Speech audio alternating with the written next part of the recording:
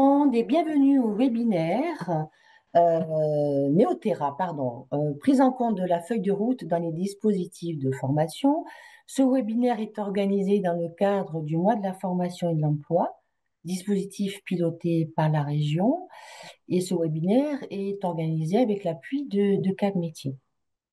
Il est enregistré, vous pourrez le retrouver sur la chaîne YouTube de Cap Métiers.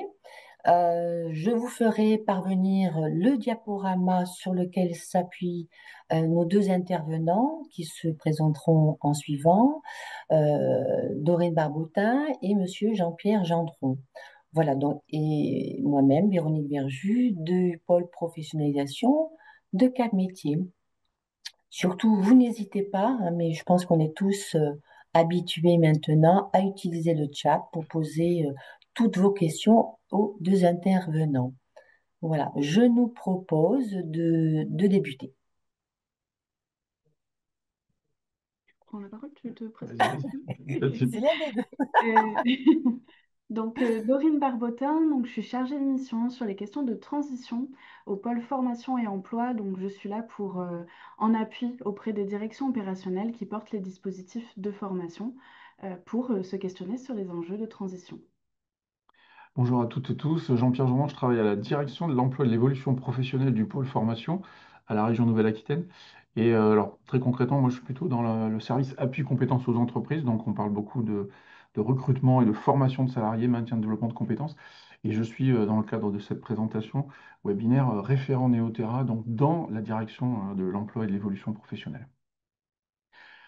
On va vous présenter effectivement voilà, la prise en compte de la feuille de route Néoterra dans les différents dispositifs au sein de la région. D'abord, évidemment, un rappel de ce qui est cette feuille de route Néoterra, hein. On est en 2025, mais elle a été inaugurée, on va dire ça comme ça, en 2019 déjà, avec voilà, un engagement important pour accompagner les acteurs vers cette transition écologique énergétique. Donc 2019, ça a été le lancement avec un vote en plénière à la région. Je ne sais pas pour ceux qui s'en rappellent, 11 ambitions au service des solutions qui ont un petit peu évolué, puisqu'il y a eu, on va dire, une évolution de la feuille de route Néoterra, avec des sensibilités qui ont été prises au niveau social, au niveau santé, et effectivement un resserrement au niveau de ces ambitions. Donc désormais, on en compte 6.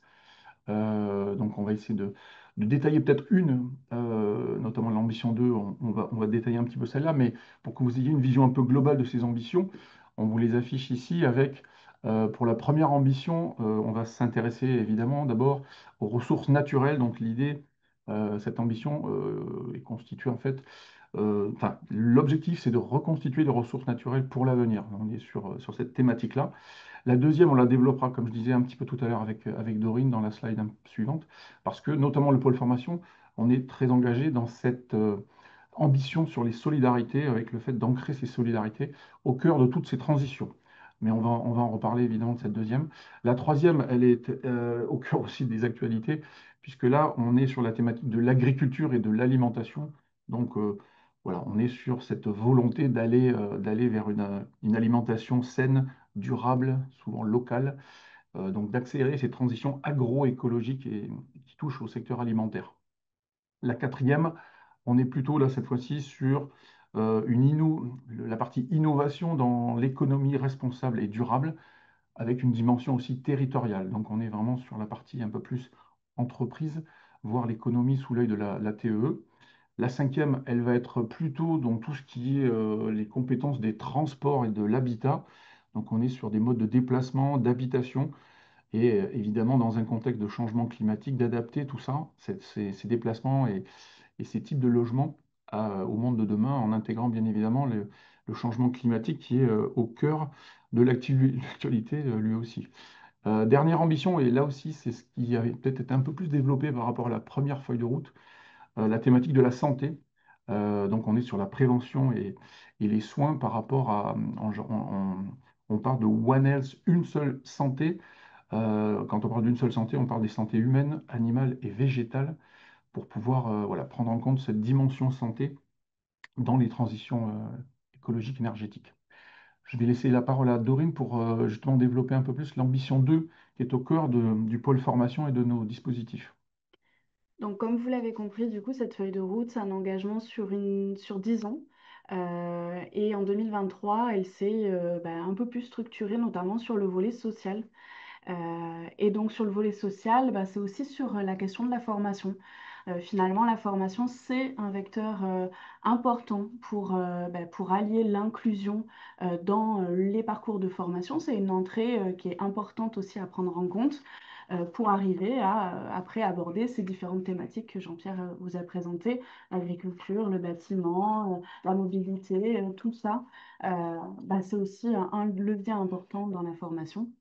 Donc finalement, qu'est-ce qu'on retrouve dans cette grande feuille de route Néoterra? En fait, on voit des objectifs qui sont aussi prioriser l'accès. On parle aussi du volet social, principalement social. Donc prioriser l'accès à la formation et à l'emploi avec des thématiques qui reviennent. Vous avez la maîtrise des savoirs, l'inclusion pour tous, l'égalité professionnelle aussi et l'accès aux formations pour tous.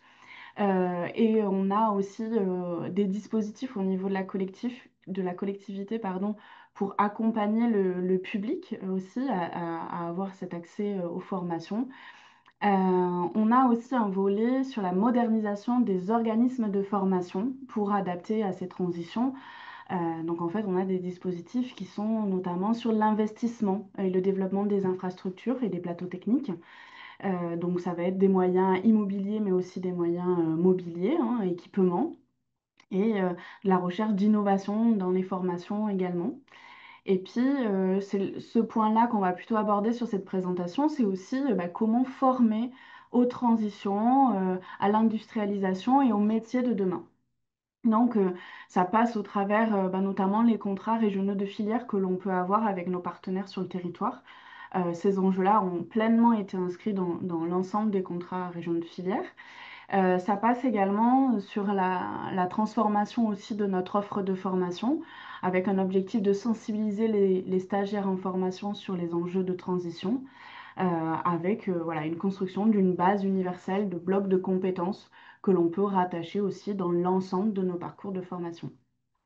Je rajoute juste par rapport à l'offre de formation, le distinguo entre, alors effectivement, c'est ce qui constitue évidemment dans le pôle formation la très grande majorité des formations pour les demandeurs d'emploi hein, et formés pour les métiers de demain où on va dire aménager les métiers actuels, les verdir, entre guillemets, mais on y reviendra.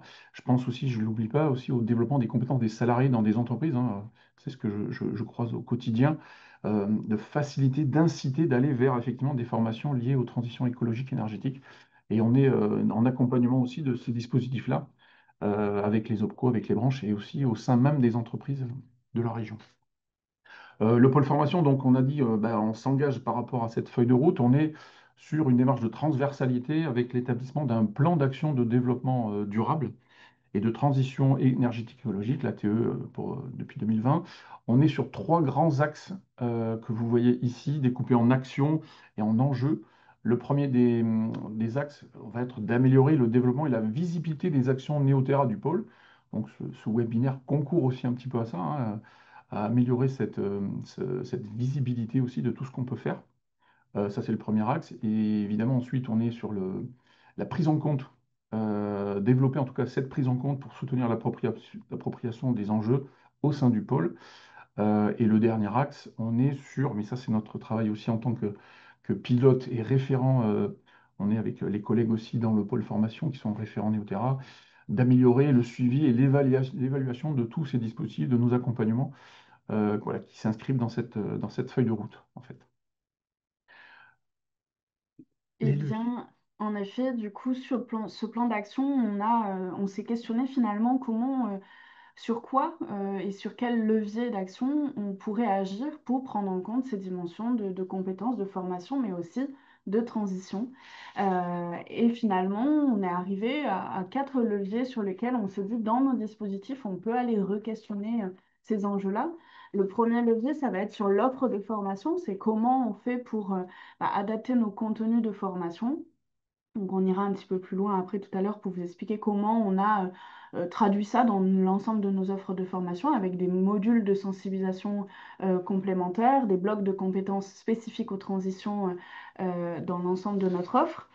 Et puis également aussi l'appareil de formation. Bah, finalement, c'est aussi adapter et moderniser l'appareil de formation, comme je disais tout à l'heure, avec bah, voilà, les bâtiments, les investissements que l'on peut faire, notamment dans les OFA, en apprentissage, dans les plateaux techniques voilà, de formation, comment on peut accompagner aussi sur le territoire cette transformation.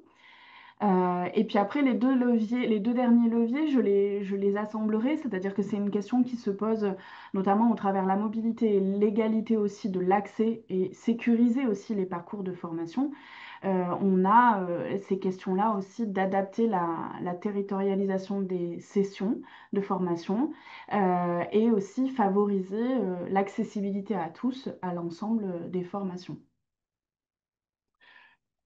Très concrètement, la traduction dans l'offre de formation, donc vous avez peut-être déjà entendu parler du SPASER, c'est quelque chose qui effectivement est important dans la politique d'achat responsable dans le pôle formation, mais pas que. Le SPASER, donc schéma de promotion des achats socialement et écologiquement responsables. Donc on est sur l'introduction de critères sociaux éco-responsables dans l'ensemble de l'offre de formation. Vous le voyez, on parle de trois niveaux au niveau voilà, de la feuille de route Néoterra. Sur le premier niveau, on est clairement sur un module de sensibilisation citoyenne de tous les stagiaires à cette fameuse transition énergétique, écologique et sociétale. On rajoute ça aussi. Donc en fait, voilà, c'est toute action de formation qui contribuant à une prise en compte citoyenne pour faire évoluer ses pratiques au quotidien, à la fois sur le plan professionnel, mais aussi en tant que, j'allais dire, un plan presque privé, être acteur de l'équilibre environnemental. Deux grands objectifs par rapport à ces modules. Évidemment, c'est d'abord amener de la connaissance par rapport à ces principes et ces enjeux de TEE à l'échelle mondiale, de l'échelle carrément mondiale jusqu'à régionale, bien sûr. Et si, on l'a dit, au quotidien, renforcer les capacités d'agir de chacun. Évidemment, ça parle de tri, ça parle de mobilité propre, ça parle d'économie d'énergie, économie d'eau, le numérique responsable aussi, on parle beaucoup de pollution numérique aussi. Donc faire attention à ça, les gestes au quotidien pour améliorer tout ça. Ça fait partie du premier niveau, c'est le socle, j'allais dire, ce module de sensibilisation.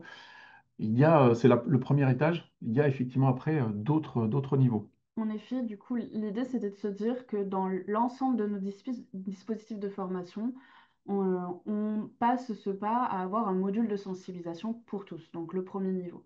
Et puis après, on s'est posé la question aussi, notamment, il y a des recherches au niveau national sur, alors je sais, c'est des métiers verts, des métiers verdissants, donc il y a toute une analyse aussi des métiers en devenir et comment on peut aller plus loin aussi dans notre offre de formation selon ces métiers-là. Donc on a essayé un petit peu de regarder notre offre de formation et de regarder quelles certifications pouvaient mener à des métiers dits verdissants dans un premier temps. Donc c'est plutôt le niveau 2 Néoterra où finalement on s'est dit dans ces métiers-là, donc qu'est-ce que c'est grosso modo un métier verdissant? C'est un métier finalement où il y a des blocs de compétences, des nouvelles briques de compétences qui s'ajoutent de par une filière qui se transforme, des lois, des réglementations, des évolutions techniques aussi qui changent dans cette filière. Alors, la filière qui se verdit énormément, qu'on entend parler, c'est souvent le bâtiment. On prend pour exemple le bâtiment, où finalement voilà, de nouvelles lois et normes se mettent en place dans cette filière-là. Et l'idée, c'est que dans des contenus de formation, on s'assure à ce qu'il y ait un premier niveau d'information sur cette filière de BTP. Elle se modifie, les stagiaires doivent avoir cette compétence-là ou cette connaissance-là de cette évolution-là. Et puis le niveau 3 finalement, c'est là, on rentre vraiment sur le métier en tant que tel. Un métier donné peut avoir vraiment des compétences qui se verdissent, voire c'est des métiers qui sont divers. Donc en fait, c'est des métiers qui ont un enjeu premier sur la préservation des impacts négatifs sur l'environnement. Et donc du coup, c'est de comment, en objectif pédagogique, c'est acquérir des compétences techniques pour exercer ce métier en lien avec les transitions. Donc voilà, du coup, on a monté un petit peu, on a revu notre offre, enfin, du moins, on a déconstruit notre offre en se posant la question où est-ce que la transition pouvait être abordée et à quel niveau elle pouvait être abordée. C'est ça. Après, un métier vert, j'avais l'exemple, mais ça, on l'a dans plusieurs dispositifs, l'agent d'éco-construction. Là, on est Mm. vraiment sur des métiers. Mm.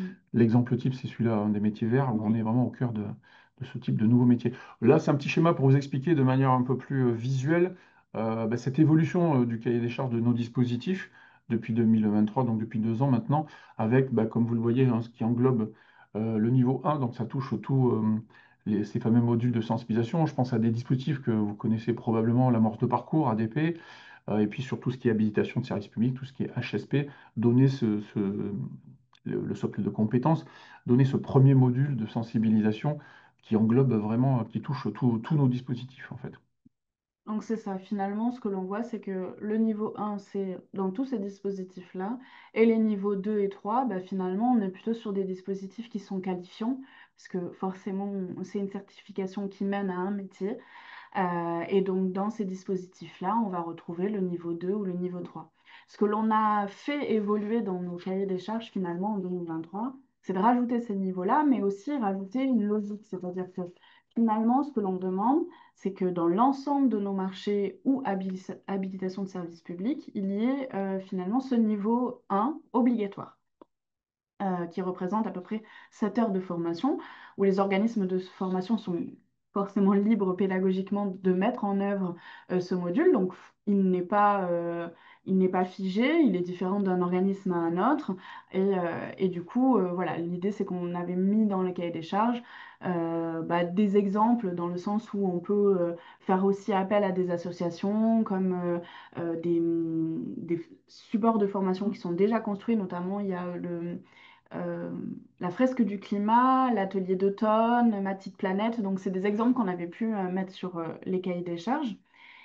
Et après, du coup, sur le niveau 2 et 3, voilà, on a vraiment identifié dans notre offre de formation quels sont les supports auxquels il pouvait y avoir ces contenus-là. Exactement. Euh, on en parlait aussi tout à l'heure par rapport au suivi et à l'amélioration effectivement de la politique de prise en compte de Néoterra dans nos dispositifs. Pour pouvoir évaluer, effectivement, il faut après des indicateurs, bien évidemment. Donc, on est amené régulièrement à rebalayer tout ça et dégager des indicateurs. On en a effectivement quelques-uns ici. Donc, on parle du nombre de personnes ayant bénéficié d'une action de sensibilisation en lien avec Néoterra. Donc, c'est un indicateur, j'allais dire, purement numérique. Ensuite, voilà, le pourcentage de personnes qui ont fait des formations qualifiantes, tout ce qu'on vient de vous dire, on regarde les chiffres là-dessus. Et puis, évidemment, l'idée après, c'est de regarder le nombre d'heures, le nombre de stagiaires qui ont participé à tout ça. Et on voit effectivement, après, on vous a mis des graphiques ici par rapport à ce module de sensibilisation, de regarder effectivement ceux qui ont bénéficié de ça. Alors, vous voyez des chiffres, effectivement, c'est le nombre de personnes ayant bénéficié d'une action de formation de sensibilisation qui a été effectivement en hausse forte effectivement entre 2020 et 2021, voire qui s'est poursuivi sur 2022 et qui a effectivement un petit peu diminué depuis 2022 jusqu'à 2024. Enfin voilà, il y a effectivement, on inclut le périmètre, on a rajouté en 2021 des actions infraqualifiantes et il faut rappeler aussi par rapport à ces chiffres que sont exclus les stagiaires effectivement voilà, qui sont sortis prématurément ou qui ont abandonné aussi. Ça explique aussi parfois la déperdition. En tout cas, ça, c'est pour le module de sensibilisation. Et puis, on retrouve une évolution aussi intéressante Oui. aussi dans les métiers verts et verdissants. Pour compléter, du coup, aussi ce périmètre-là, c'est-à-dire que quand on a commencé en 2020, donc la feuille de route, pour rappel, hein, elle est arrivée la feuille de route Néoterra de la collectivité est arrivée en 2019. Mhm. Donc 2020 a été la question aussi de déjà dans quel dispositif on prend en compte ces enjeux-là et comment on peut les suivre, comme disait Jean-Pierre. On a débuté avec ces modules de sensibilisation sur les formations qualifiantes. Et puis après, on a élargi. Donc c'est pour ça qu'on voit de 2020 à 2021 une explosion du nombre de stagiaires qui ont bénéficié de cette offre de formation module de sensibilisation, parce que finalement, on l'a introduit aussi dans nos marchés qualifiants et infra-qualifiants. Et pour se rapprocher au plus près aussi de ce nombre-là, on enlève, comme disait Jean-Pierre, les personnes qui n'ont pas fini leur parcours de formation. Peut-être qu'ils sont passés par ce module-là, mais dans le doute, on préfère Ouais. quand même être au plus près de la réalité avec cet indicateur-là. On fait le même exercice finalement pour les métiers verts et verdissants.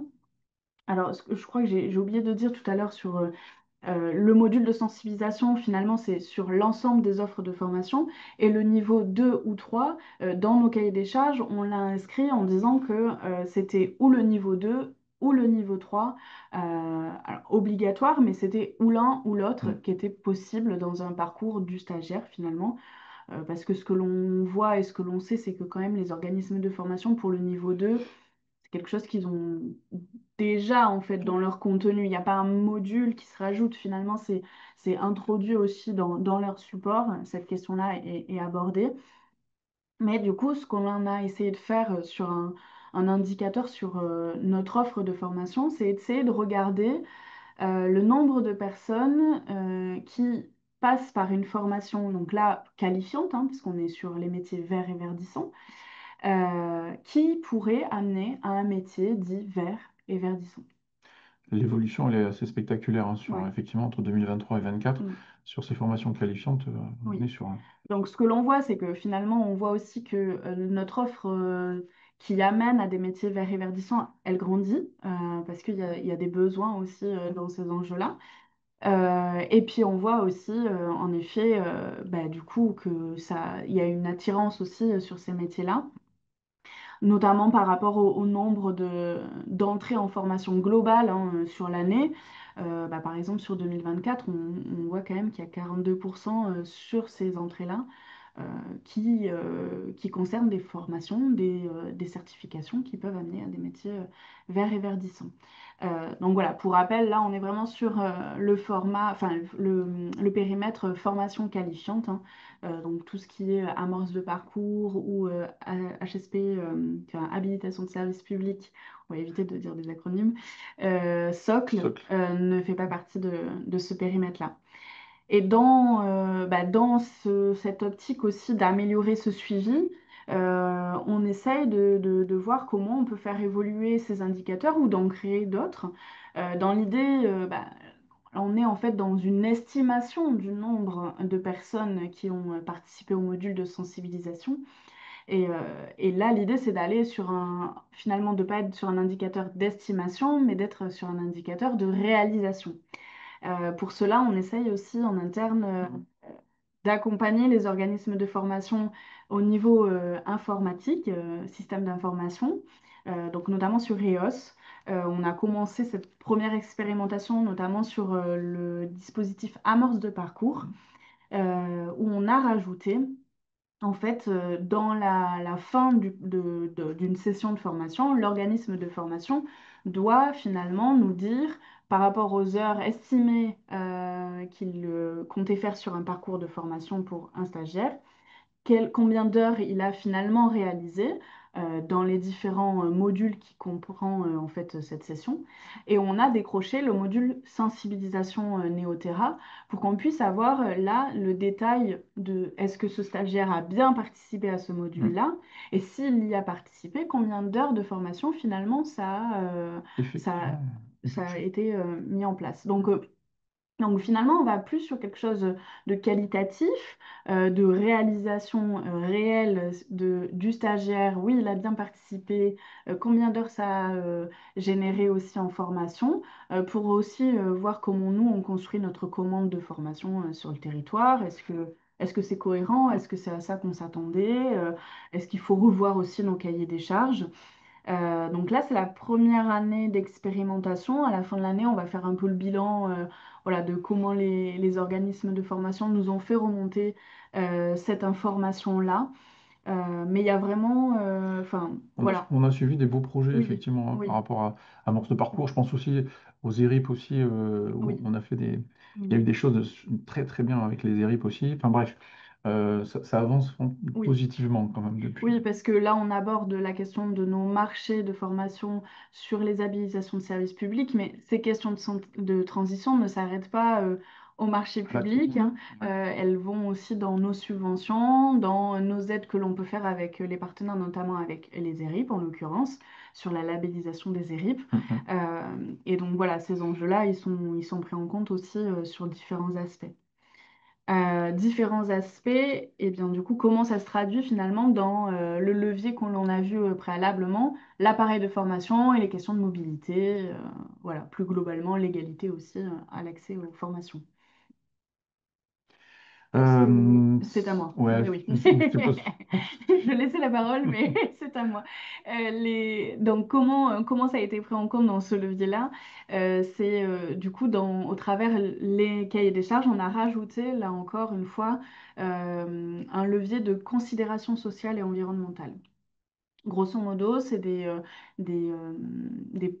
j'allais dire des points, mais des critères, c'est Hmm. mieux, des critères d'attribution dans un marché qui sont à hauteur de cinq points sur l'attribution d'un marché, Sur la notation, sur la notation lors voilà, des d'un instructions. marché. Et du coup, ben, finalement, on a essayé de cibler les grandes thématiques que l'on voit dans les transitions et d'essayer de faire un premier état des lieux, finalement, de euh, où est-ce qu'ils en sont, les organismes de formation, dans la mise en œuvre de mesures, de moyens, euh, finalement de démarches. On parle souvent de démarches RSE, de responsabilité sociale et environnementale dans leur fonctionnement aussi en tant qu'OF et dans l'exercice aussi de leur mission de ce marché.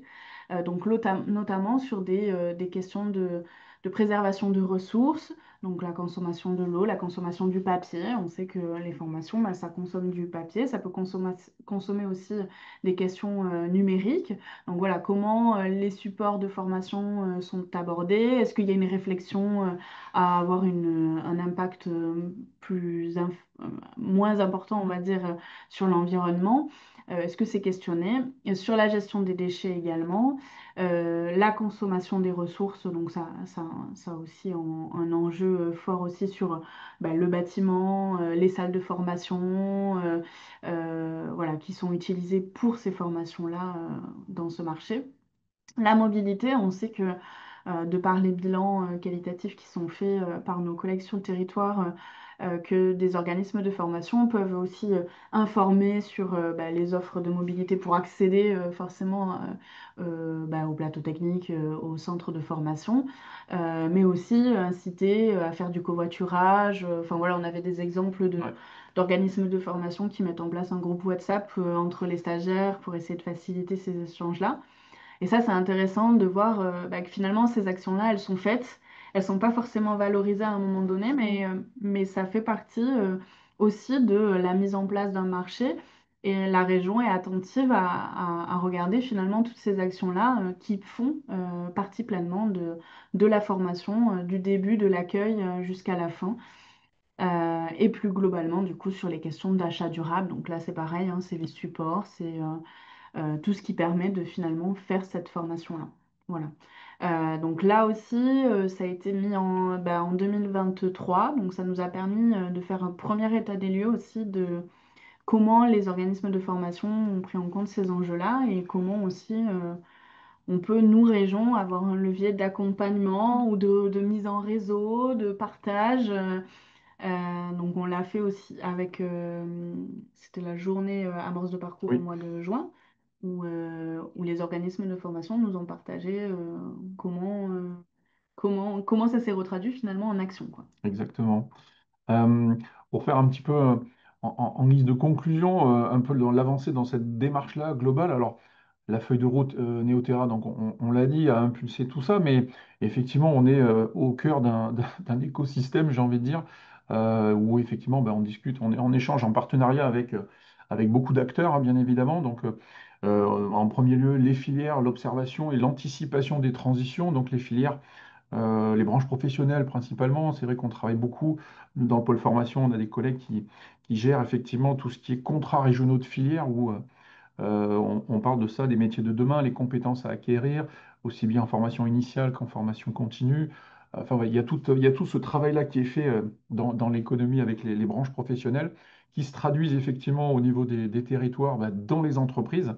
Et alors, effectivement, à titre personnel, c'est ce qu'on voit régulièrement. Après, il faut être réaliste aussi quand on parle de développement de compétences dans les entreprises au niveau des salariés. Ça ne constitue pas la majorité des besoins dans les plans de formation d'entreprise. Il faut quand même être lucide là-dessus. Mais effectivement, on voit. On voit effectivement des choix et des stratégies qui se mettent en place par rapport à ces transitions écologiques qui vont impacter là aussi les entreprises, les salariés. Alors c'est là où nous aussi, région, je le disais un petit peu tout à l'heure, on vient aider à monter en compétences sur ces volets-là. Alors on retrouve des formations qui sont liées aussi à cette transition écologique énergétique. Quelques exemples pour illustrer, mais on va être sur de tout ce qui est achat durable, on en parlait aussi au sein des entreprises, la rationalisation aussi des compétences en termes d'énergie. On parlait hier aussi sur le contrat régional de filière industrie du rôle de référent énergie dans les entreprises. Effectivement, faire monter en compétence une personne pour réduire la facture énergétique au quotidien dans les entreprises. Donc ça, c'est un vrai sujet. L'eau est un sujet également, le recyclage, la gestion des déchets. Dans la construction même, dans la fabrication d'un produit, on est sur de l'éco-conception, sur de l'analyse d'un cycle de vie d'un produit avec le moins d'impact sur l'environnement. Ça, c'est des choses évidemment dans les entreprises qu'on retrouve. Et puis, donc, ça, c'est la partie aussi économie. Et pour revenir sur le volet formation, là aussi, on est évidemment sur la construction d'une offre, on en a parlé, auprès d'organismes de formation, quelle que soit la taille de l'organisme, j'ai envie de dire, et le secteur, qui sont bien évidemment aussi impactés et qui vont accueillir des personnes à former. Donc on est aussi on revient sur les usagers et à l'approche, j'allais dire, individuelle de chacun d'entre nous quand on va se former avec voilà, cette considération aussi sur tout ce qui est la transition écologique énergétique.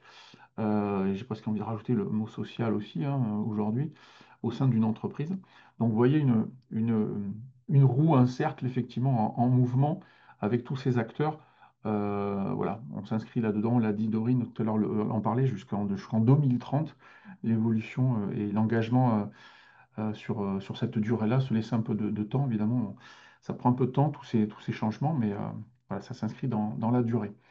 Je crois que voilà, on a balayé un petit peu tout ça. Je ne sais pas après s'il y avait des Il y questions, a, il y a Véronique, une par rapport à question ça. concernant l'éco-conduite. Oui, c'est effectivement une formation qu'on retrouve, celle-là, assez fréquemment, je le reconnais, dans les entreprises et notamment alors, sur la partie, c'est souvent les commerciaux qui se déplacent.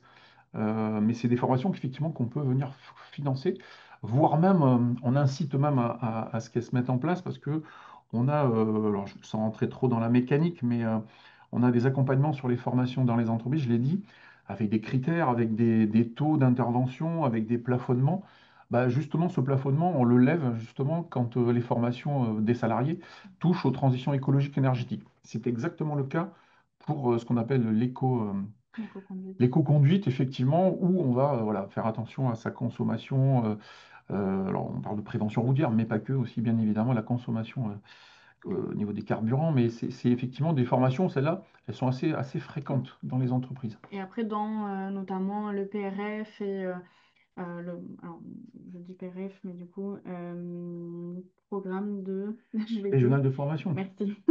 On a, et donc dans l'habilitation de service public aussi, premier niveau de qualification, ça se retrouve dans le niveau 3 en fait, Néo-Terrain, parce qu'on est dans la filière du transport et du coup, c'est des métiers où il y a besoin d'une compétence spécifique de l'éco-conduite. Et ça fait partie des modules complémentaires que peuvent proposer les organismes de formation pour vraiment avoir cette compétence spécifique à ce métier donné. Et voilà, ça répond à ce niveau 3 néo-terrain.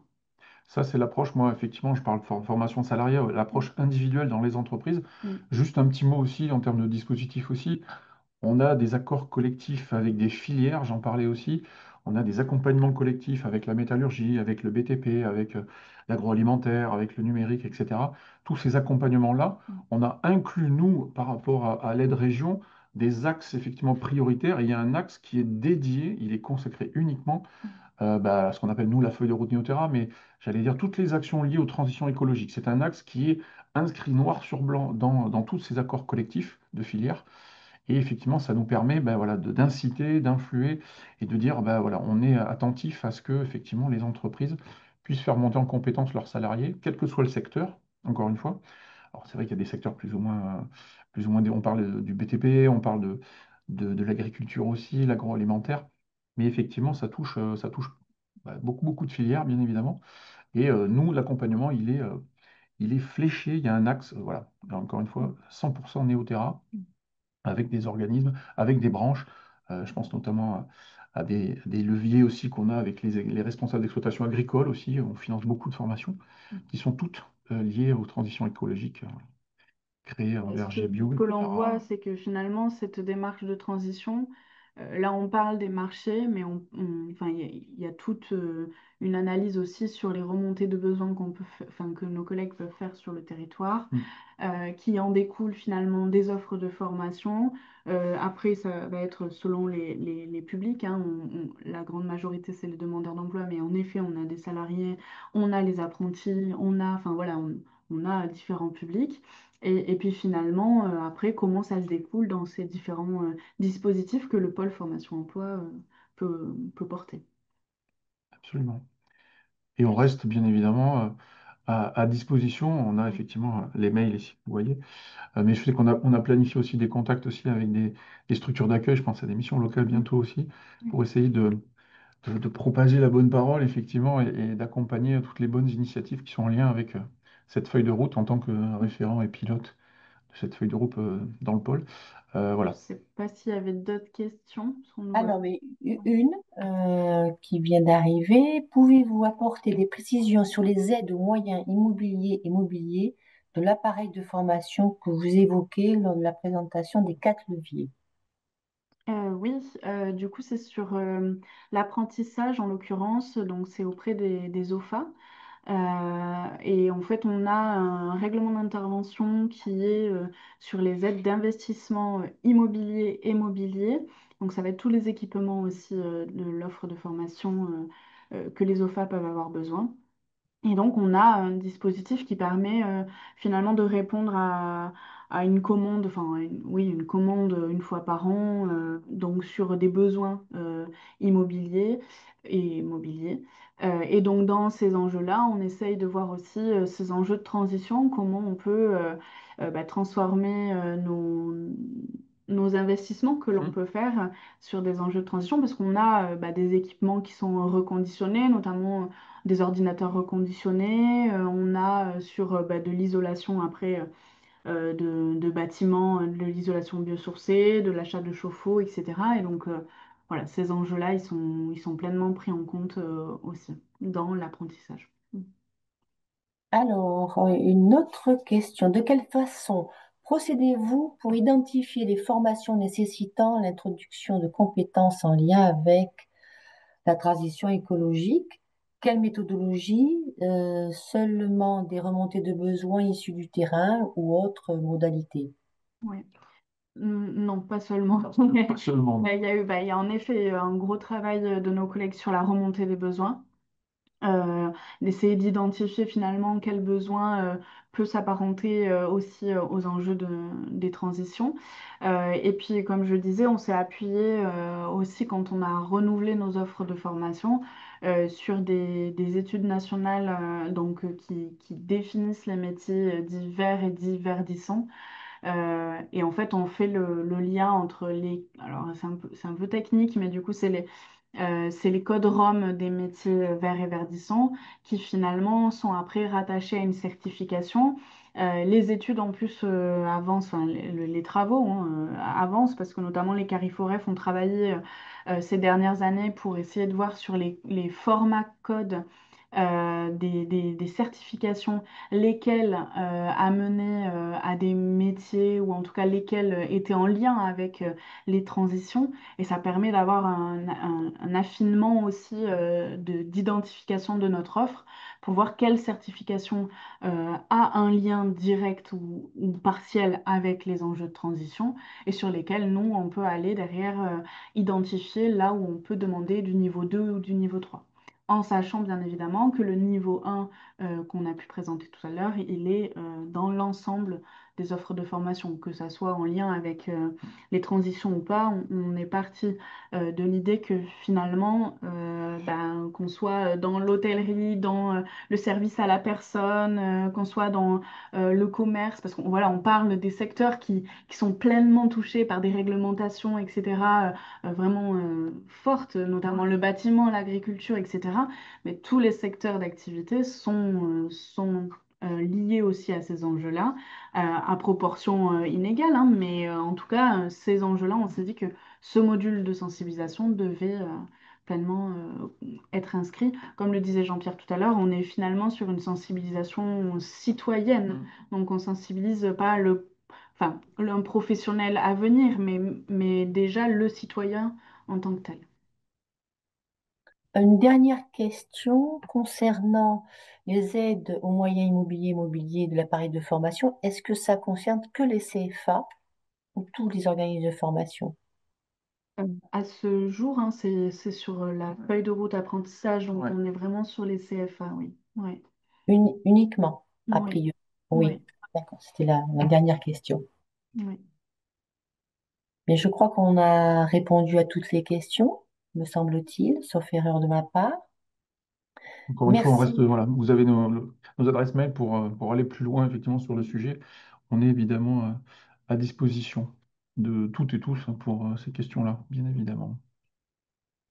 Que vous retrouverez dans le diaporama. Donc, vous pourrez revenir vers Dorine et Jean-Pierre sans souci. Merci à tous les deux de votre Merci, présentation. Véronique. Merci aux participants. N'oubliez pas que vous pourrez retrouver le replay sur la chaîne YouTube de Calmétier. Partagez-le autour de vous, ainsi que le diaporama. Ça fait peut-être partie aussi de l'acculturation au fur et à mesure des années des acteurs de territoire. Merci à tout le monde. Bonne fin de semaine à tout le monde et à très Merci, bientôt. Véronique. Merci à vous.